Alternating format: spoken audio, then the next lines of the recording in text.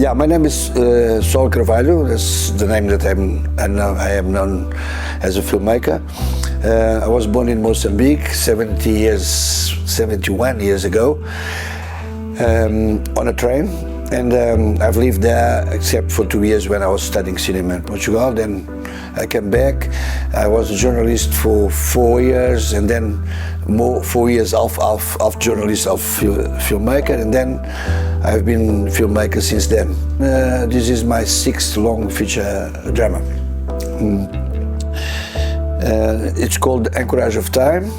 So what happened is that the world premiere of the film was in Portugal before yesterday. So I was there. At the same time, 2 hours later, he did premiere in Africa, in Cape Verde, and yesterday he did a premiere in Spain. I was quite surprised and happy with the fact that there was 2 languages translated in the film, so there's 2 rooms. I was jumping from one room to the other.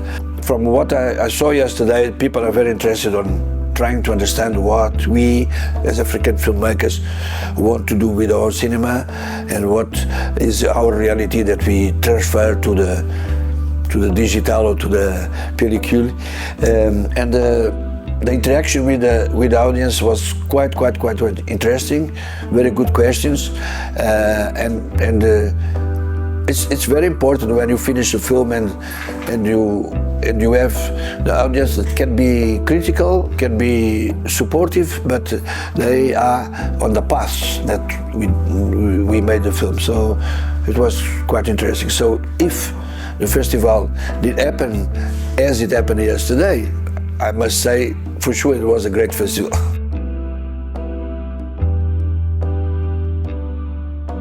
We're always happy when we do the premiere, but because of the conditions of productions, the production conditions that we have, we need to follow a certain path. Okay, the films are sponsored by Europe. Sometimes to come from Mozambique to Burkina Faso, I need to go to Paris. Okay, and so the films need to go to Europe to fly back to Africa. So the connections in Africa, apart that we have a lot of things in common, are not so strong as should be. Okay, and that is also happening with the films. Okay,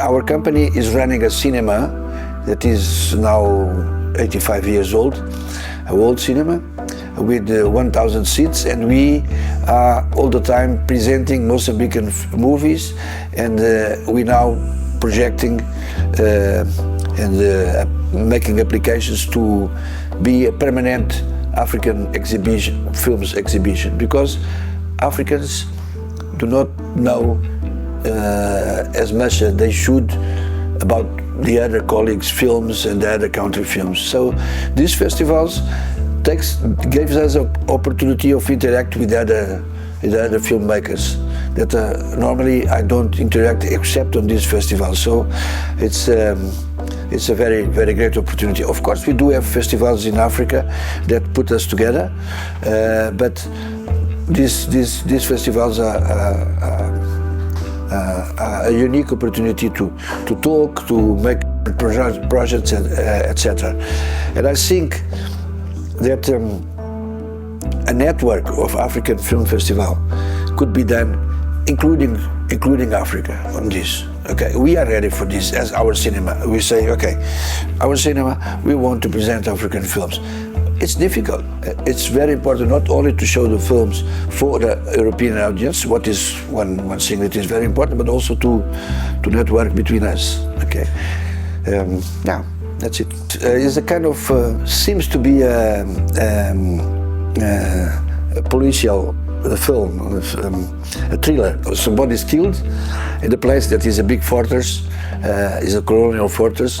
Are people that are what we call the marginals of the society, people that have been shut off of the system, and they live there. So one inspector goes to the island and he has 7 days to discover the killer. I'm not gonna give all the details now, but yeah, that's apparently a thriller film, but it's not a thriller film. In the case of Mozambique, there is others different cases where you have African filmmakers living in Europe.